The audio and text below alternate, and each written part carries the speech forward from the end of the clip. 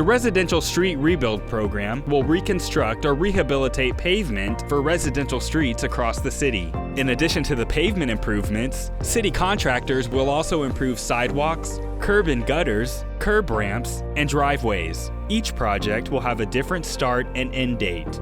Green door hangers will be dropped off by the contractor 2 weeks and 2 days prior to your construction start date. The door hangers will provide you with valuable information and reminders regarding construction. Construction times will be from 7 a.m. to 6 p.m. Monday through Friday. After hours or weekend work will only be done if approved for a specific reason. Avoid parking on the street between the hours of 8 a.m. and 6 p.m. If needed, the contractor can provide you with alternative parking locations. Residents will have access to driveways except during limited times when repairs are being made to the driveway.